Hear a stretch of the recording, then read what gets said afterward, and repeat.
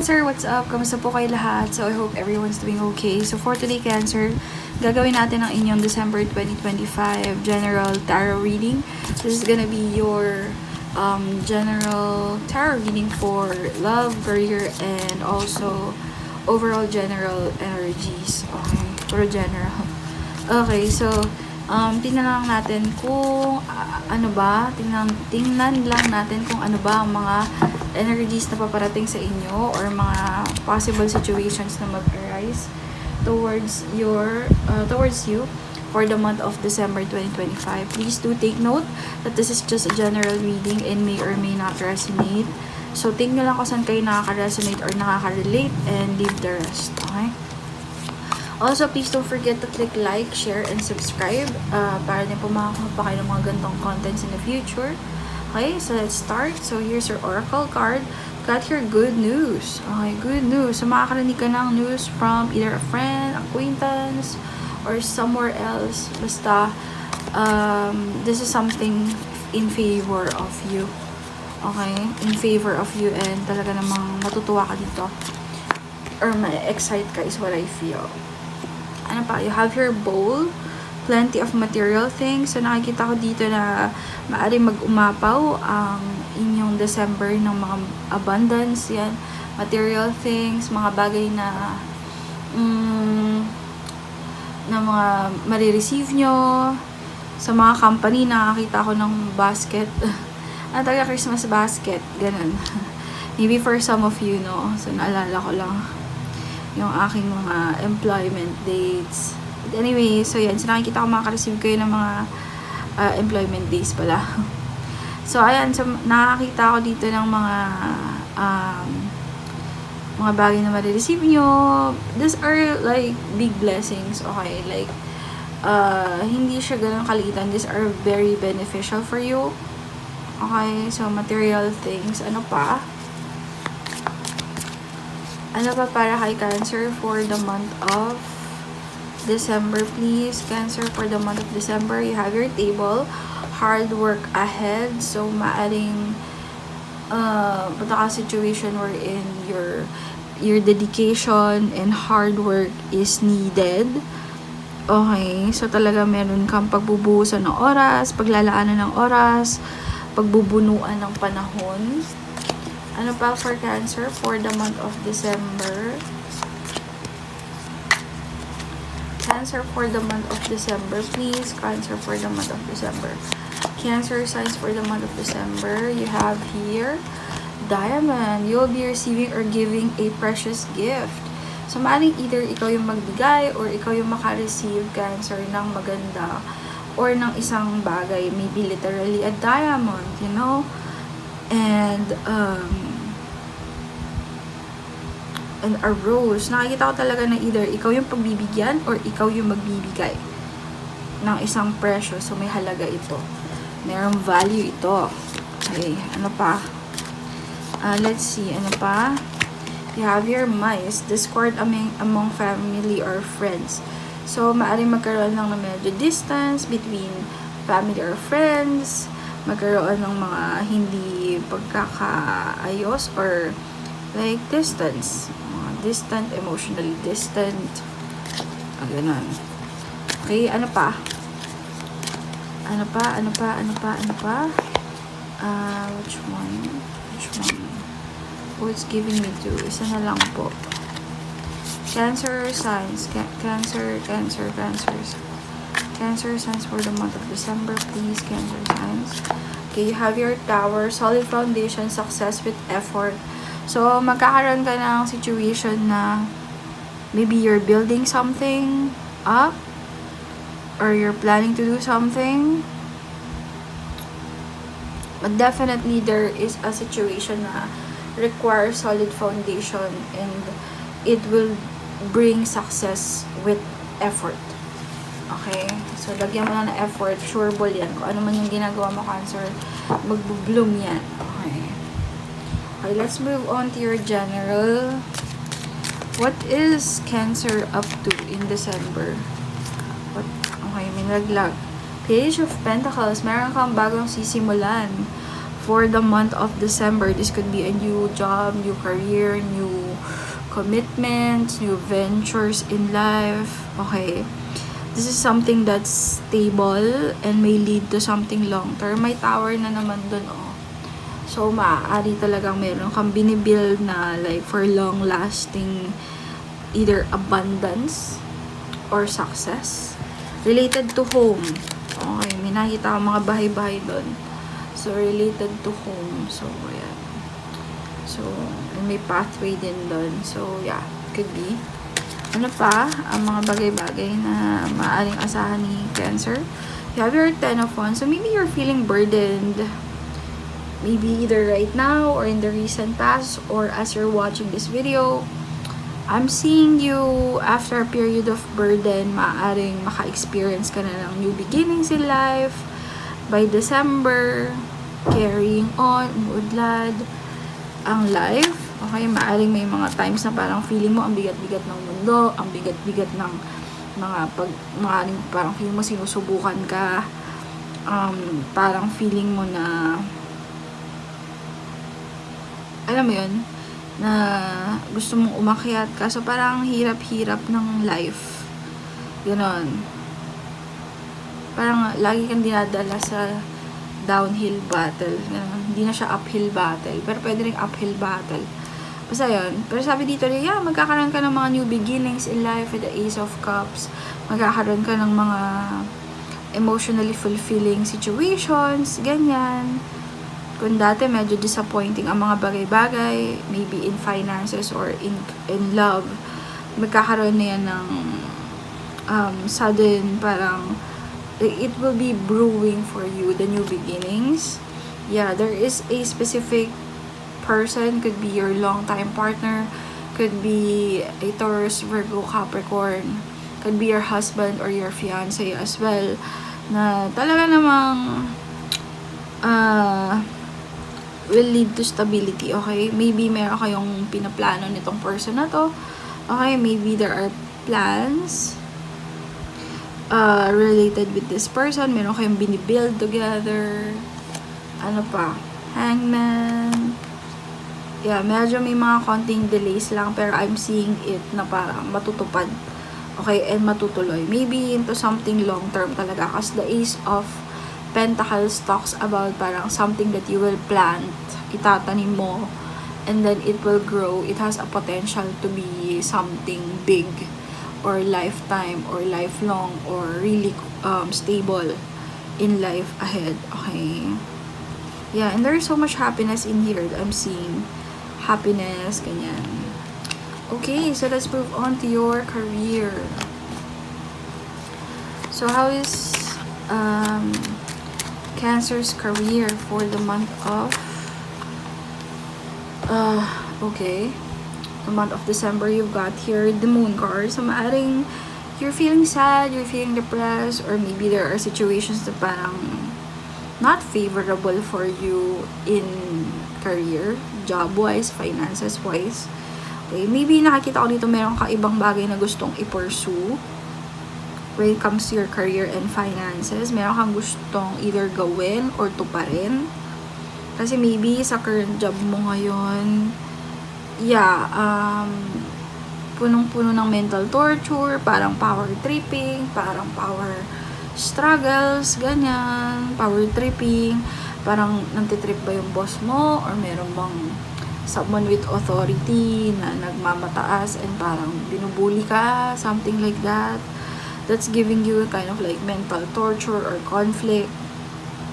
Ganyan, either sinisinghalan ka, sinisigawan ka, minamaliit ka, parang ganun yung mga energies niya.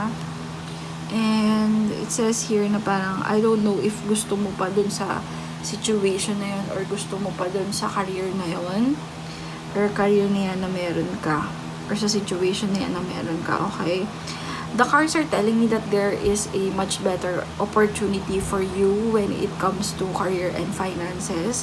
So, if you think na hindi na maybe aligned sa'yo yung work na yan, or hindi ka na satisfied or fulfilled sa career na yan, maybe you can pursue something else, or maybe you can pursue talaga something else or somewhere else that's gonna give you a much better promise Diba? Mas magandang buhay, mas magandang oportunidad, mas magandang parang career and influx ng pera. Okay? Which I think is different from what you're doing right now, is what I see. Okay, anything else for career? Three of Pentacles. So, I think this is your present. Okay? This could be a company. About it. Nine of Cups. Okay, what? One more card. Dalawang card yung binigay. Okay. Okay, so Ace of Swords and the Three of Swords. It's like, you know for a fact na the situation that you have sa career mo, Cancer, is heartbreaking. Like, parang hindi na talaga siya favorable for you to, I don't know, to stay, or parang hindi mo na siya feel. Ganun siguro yung tamang word. Yeah, it's like you're just being binded by contracts or obligations, or maybe ng boss mo na ayaw kang paalisin, is what I feel as well. Pero why do I feel na parang may pagka naalis ka rin dyan, and parang nakikita ko this either contract or job mag-end din yan, kasi parang sakita ko dito hindi ka na fulfilled sa career mo, and parang feeling mo sila lang yung nakikinabang, yung Three of Pentacles na to, yung institution na to, yung grupo na to, yung boss na to, yung mga ka-collaborate mo na to, sila lang yung masaya. Tapos ikaw, ito Ace of Swords and the Three of Pentacles. So parang heartbreaking, you're not happy with your work. Maybe you want to leave. Okay, anything else for career? Page of Cups, Four of Cups, Page of Cups, Four of Cups. So I think there is another endeavor, or parang either trabaho ito, project ito na gusto mong i-pursue, something na tingin mo magkakaroon ka ng stability, pero kailangan mo pa siyang pag-aralan, kasi kailangan mo pa siyang like tingnan kung ano ba yung mag-work sa ganito, parang kailangan pa siyang pag-aralan kung paano siya igagawin or ilo-launch or parang i-implement. Parang ganun. And I don't know kung medyo frustrated ka about it or not. Basta definitely sa current job mo, you're not happy and you want to leave. Tapos there is a certain situation as well na parang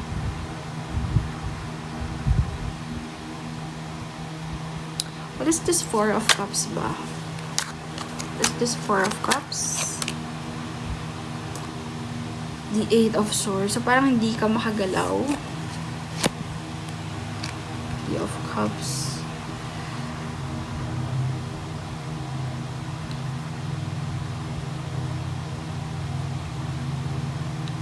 I don't know kung ito ba yung sa current job mo na parang gusto mong umalis kasi di ka makaalis kasi parang hinaharangan ka ba?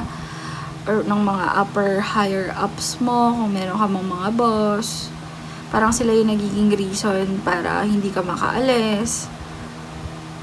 Pero gusto mo nang umalis. Yeah, it's like, paano ko ba gagawin? Paano ko ba gagawin to na aalis ako? Kasi it's either naiisip mo rin na may maiiwan ka mga task, pero it's like iniisip mo rin na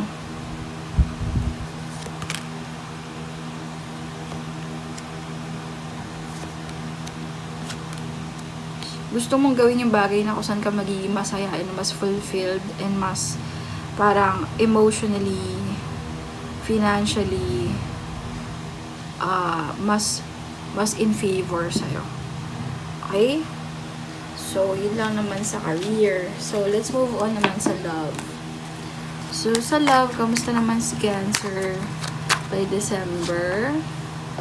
Have your Queen pala, Queen of Pentacles. So, you may be hardworking, you may be a hardworking person.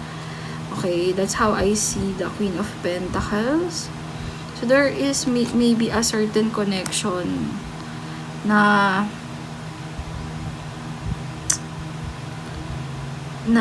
meron ka, Cancer, na maybe you're a mom, a hardworking mom, or single mom, mga ganong energy. Na, I don't know kung parang, nakikita ko yung fruit dito parang malalaglag. So parang, I don't know if you have to let go of a certain connection, na usually nagbo-bloom naman siya, or nag-bloom naman siya. I'm hearing, parang kamatis na nahalo sa bulok na kamatis. Why am I hearing that? Okay, so parang kamatis na nahalo sa bulok na kamatis. So I don't know kung yung person nyo ba is parang na-involve sa masamang influence, or parang nahihirapan ka rin dito magkaroon ng sense of control in your relationship.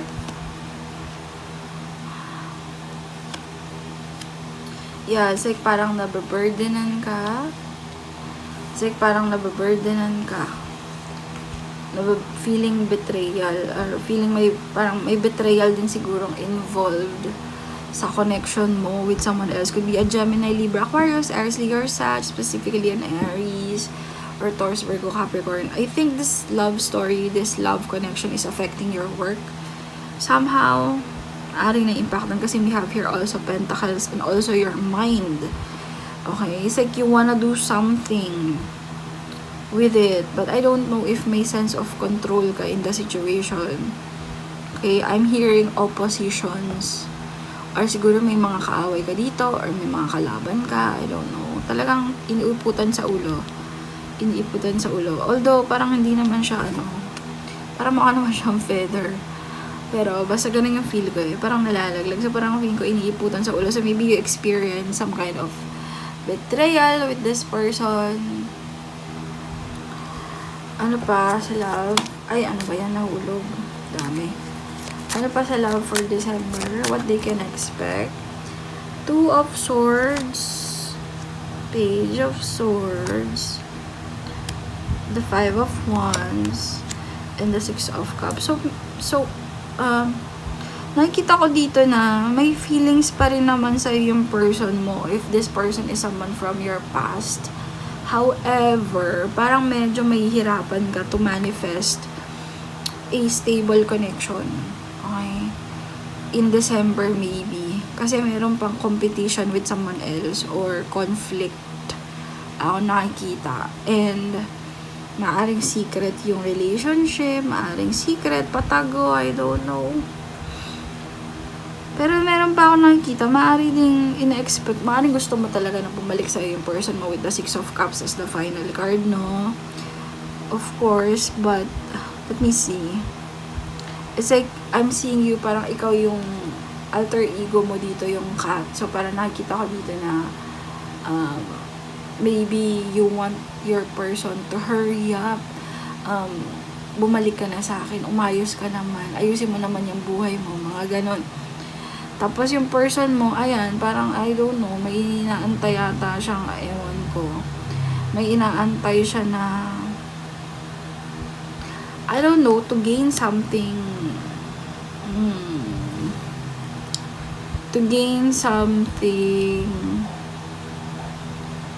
I don't know, for himself some self-gains. I don't know what that is. Some kind of emotionally fulfilling situation. But I'm seeing it very deceptive. Like, I'm gonna tell you, kung ano man yung hinihintay ng person mo na maybe they're expecting or para nag-expect sila ng parang they will, parang magkakaroon sila ng mapapala sa isang tao, isang bagay, or isang sitwasyon. Kalokohan yung makukuha nila, okay? It's like very deceptive, like parang iba yung mapapala nila sa hinihintay nila. It's like sa inyo sila may forever. Nakikita ko dito. It's like ikaw yung tipo ng tao maintindihin, maunawain, Cancer. Ikaw yung tipo ng tao na nakikita ko na mapagpasensya. Tolerate ka talaga ng person na to. Or ito-tolerate mo talaga yung person na to kasi mahal mo. Pero dun sa isang sitwasyon, parang I don't know, pero nakikita ko na deception yung nakikita ko. Okay, like parang I don't know, lolokohin lang sila, pagtatawanan lang sila, lolokohin sila. There's a betrayal or deception is what I'm seeing, okay? Any else messages for Cancer? 6 of Swords, so there will be moving on or forward movement. 8 of Cups. So, merong mag-walk away from something na hindi naman nila deserve. Sino to? Si Cancer ba to? O yung person niya?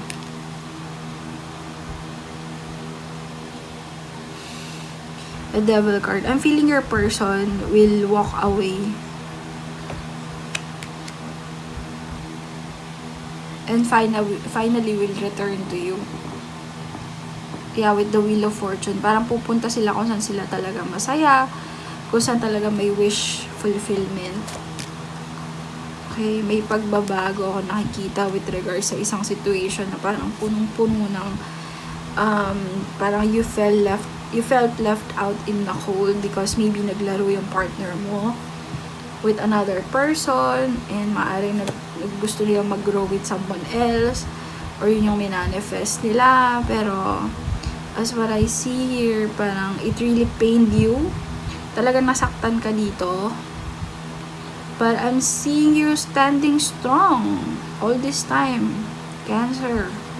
Okay, I'm seeing you standing strong and maybe being patient with your partner. Okay, advice for Cancer. Medyo difficult ito. Anything? Last more messages? Stand your ground. Okay, stand your ground. 7 of Wands. And continue to don't neglect self-care. Okay, don't neglect self-care. Continue mo lang i-build yung mga gusto mong i-build para sa pangsarili mo, like your finances, your stability, your own career, own growth. And nakikita ko dito, this is message for like related sa mga kaaway mo or oppositions ng buhay mo, mga taong oppose sa'yo na don't stumble or parang wag kang papasindak. Just hold on. Okay, stand your ground. Stay graceful, I'm hearing. And wag kang papatalbog. Ganun ba yun? Yeah. There will be justice that's gonna be served in this situation, okay? Alright, so that's all what I have for you guys. Thank you so much for watching. I hope you enjoyed the reading. Please don't forget to give this video a like, share, and subscribe. Thank you so much guys for watching. Have a good one. Bye!